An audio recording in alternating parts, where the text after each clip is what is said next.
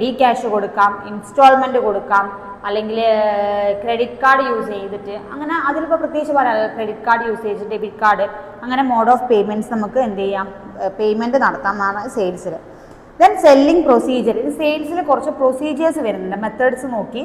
Then എന്തൊക്കെയാണ് selling procedures?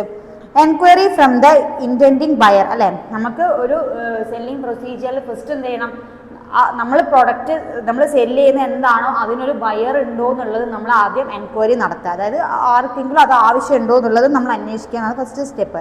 Second എന്താണ്? Providing quotation by the intending buyer, അല്ലേ? അതായത് നമ്മൾ ആ ആൾക്ക് ഇപ്പോൾ ആർക്കാണോ അത് ആവശ്യമുള്ളത് അവർക്കൊരു കൊട്ടേഷൻ പ്രൊവൈഡ് ചെയ്യുക എന്ന് വെച്ചാൽ അതൊരു നോട്ടീസ് പ്രൊവൈഡ് ചെയ്യുക നമ്മൾ കൊടുക്കാം. അതായത് on receipt of an inquiry from the prospective buyer, the seller provides a required information known as quotation. അതായത് നമ്മൾ ആ പ്രൊഡക്റ്റിനെ കുറിച്ചുള്ളൊരു ഇൻഫോർമേഷനും അത് തന്നെയാണ് നമ്മൾ കൊട്ടേഷൻ, ആ പ്രൊഡക്റ്റിൻ്റെ ഒരു ഡീറ്റെയിൽസിനെ കുറിച്ചും എന്താണ് നമ്മളെ ഇതെന്നുള്ളതും അതിൻ്റെ പ്രൈസിനെ കുറിച്ചൊക്കെ ഒരു ഇൻഫോർമേഷൻ ബയർക്ക് പ്രൊവൈഡ് ചെയ്യാം. പിന്നെ എന്താണ്? Receipt of order from the buyer, അല്ലേ? നമുക്ക് ആ ബയർ എടുത്തുനിന്ന് അയാളത് വാങ്ങാൻ വില്ലിങ് ആണെന്നുള്ളതിൻ്റെയൊക്കെ വാങ്ങിയതിൻ്റെയൊക്കെ ഒരു റെസിപ്റ്റ് എന്ത് ചെയ്യുക, നമ്മൾ സ്വീകരിക്കാം. Then execution of the order, then ആ ഓർഡർ എന്താ ചെയ്യുക, നമ്മൾ എക്സിക്യൂട്ട് ചെയ്യുക. അയാളുടെ അടുത്ത് നിന്ന് അതിനുള്ളൊരു റെസിപ്റ്റും കാര്യങ്ങളും കിട്ടിക്കഴിഞ്ഞാൽ പിന്നെ നമ്മളത് എക്സിക്യൂട്ട് ചെയ്യുക, നമ്മളെ സെയിൽസിങ് procedure.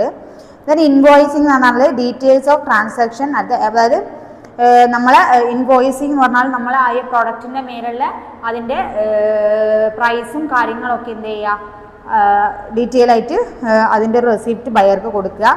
Then customers, second opening customer account, ആ കസ്റ്റമർക്ക് വേണ്ടിയിട്ടൊരു അക്കൗണ്ട്, അതായത് ബയർക്ക് വേണ്ടിയിട്ടുള്ളൊരു അക്കൗണ്ട് നമ്മൾ ക്രിയേറ്റ് ചെയ്യുക. അപ്പം അതുവഴി നമുക്ക് അതിനൊക്കെ ആ സെയിൽസ് സ്മൂത്തായിട്ട് കൊണ്ടുപോകാൻ പറ്റും.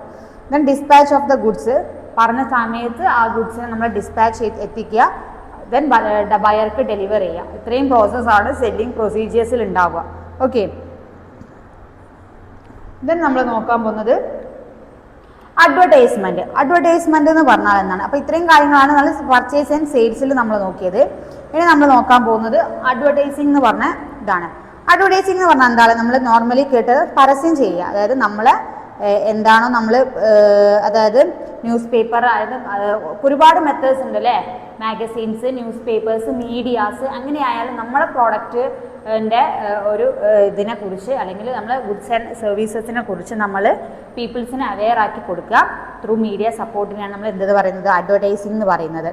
There are so many methods ഉണ്ട് നമുക്ക് അഡ്വർടൈസ്മെൻറ്റിന്. ഓക്കെ, പിന്നെന്താണ് അതിൽ പറയുന്നത്? ഇമ്പോർട്ടൻസ് ഓഫ് അഡ്വർടൈസ്മെന്റിന്റെ ഇമ്പോർട്ടൻസ് എന്താണ്? Importance and objectives of advertisement എന്തൊക്കെയാണ്?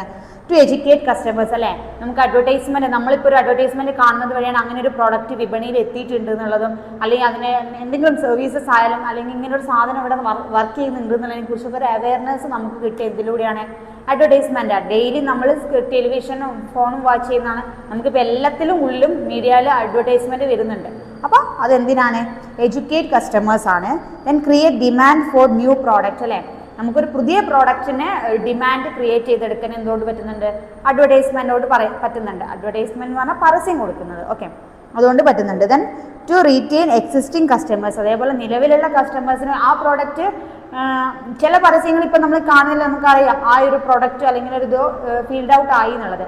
അപ്പോൾ നിലവിൽ ഇപ്പം നമുക്ക് കസ്റ്റമേഴ്സിനെ അവരെ റീറ്റെയിൻ ചെയ്ത് പോവുകയാണെങ്കിൽ നമ്മൾ ആ പ്രോഡക്റ്റിന് ഓരോരോ സമയത്ത് നമ്മൾ ചില അഡ്വർടൈസ്മെന്റ് കാണില്ലേ, പഴയതിന് ഇപ്പം കാഡ്ബറീസ് ഓരോരോ ടൈപ്പ് ഓഫ് അഡ്വർടൈസ്മെന്റ് ഇറക്കുന്നുണ്ട്, അതായത് ചേഞ്ചിങ് വരുത്തിയിട്ടുണ്ട്.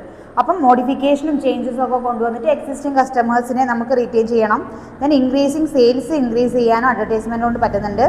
അതേപോലെ സെയിൽസ്മാനെ അസിസ്റ്റ് ചെയ്യണം, അല്ലേ? ഒരു സെയിൽസ്മാന് ഇങ്ങനെ ഒരു അഡ്വർടൈസിങ് ചാനൽ ഇല്ലാന്നുണ്ടെങ്കിൽ കുറച്ചും കൂടി ആൾക്ക് മാർക്കറ്റിങ്ങിൽ കുറച്ചും കൂടി എന്താണ് ഡിഫിക്കൽട്ട് ആയിരിക്കും. പക്ഷെ ഇങ്ങനൊരു സാധനം വന്നതോടുകൂടി ആൾക്ക് എന്താ കുറച്ചുകൂടി അസിസ്റ്റ് ചെയ്യുന്നുണ്ട് ഒരു സെയിൽസ്മാനെ. അപ്പോൾ ഇത്രയും ഇമ്പോർട്ടൻസ് ആണ് എന്തുകൊണ്ടുള്ളത്? അഡ്വർടൈസിങ് കൊണ്ട് ഉള്ളത്. ഇപ്പോൾ മീഡിയാസ് ഓഫ് അഡ്വർടൈസിങ് എന്താണ്? നമ്മൾ 3 പറഞ്ഞു. പ്രിന്റ് മീഡിയ ഉണ്ട്, then electronic media, then other medias. Print മീഡിയസിലാണ് നമ്മൾ ന്യൂസ് പേപ്പേഴ്സ്, മാഗസീൻസ്, അങ്ങനെയുള്ള കാര്യങ്ങൾ. ഇലക്ട്രോണിക്കിലാണ് radio, television, mobiles, internet. Electronic media പറയേണ്ട കാര്യമില്ല, ഇപ്പോൾ എല്ലാവരും അത് തന്നെയാണ് യൂസ് ചെയ്യുന്നത്. പിന്നെന്താണ് അതർ മീഡിയാസ് എന്ന് പറയുന്നത്? പോസ്റ്റേഴ്സ് വഴി, അതേപോലെ ഡിസ്പ്ലേസിലെ ചില സാധനം നമ്മൾ പോകുമ്പോൾ നമ്മൾ വലിയ പോസ്റ്ററും ഡിസ്പ്ലേസും ഒക്കെ കാണാറില്ലേ നമ്മൾ റോഡ് കൂടിയൊക്കെ പോകുന്ന സമയത്ത്, അതൊക്കെ ഒരു other medias type of advertising ആണ്. ഓക്കെ, അപ്പം അതാണ് ടൈപ്സ് ഓഫ് അഡ്വർടൈസിങ്. ദെൻ അതിൻ്റെ അഡ്വാൻറ്റേജസ് ലിമിറ്റേഷൻസ് ഉണ്ട്. അഡ്വാൻറ്റേജസ് ഒക്കെ പ്രത്യേകിച്ച് പറയണം. അപ്പം നമ്മൾ പറഞ്ഞ ഇമ്പോർട്ടൻസ് തന്നെയാണ് അതിന് അഡ്വാൻറ്റേജസ്. അതായത് പീപ്പിൾസിന് അവയർനെസ് ഉണ്ടായിരിക്കും, അതുപോലെ സെയിൽസ് ഇൻക്രീസ് ചെയ്യാൻ നമുക്ക് സഹായിക്കുന്നുണ്ട്, കസ്റ്റമേഴ്സിനെ റീറ്റെയിൻ ചെയ്ത് കൊണ്ടുപോകാൻ, പുതിയ കസ്റ്റമേഴ്സിനെ കിട്ടാൻ, എല്ലാത്തിനും ഇതിന് അഡ്വർടൈസ്മെൻ്റ് കൊണ്ട് നമുക്ക് എന്താണ് സഹായിക്കുന്നുണ്ട് എന്നാണ് പറയുന്നത്.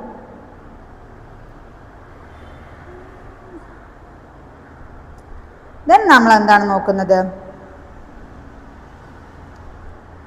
അഡ്വർടൈസ്മെൻറ്റിൻ്റെ സസ്റ്റൈനബിലിറ്റി ഓഫ് അഡ്വർടൈസിങ്. അതായത്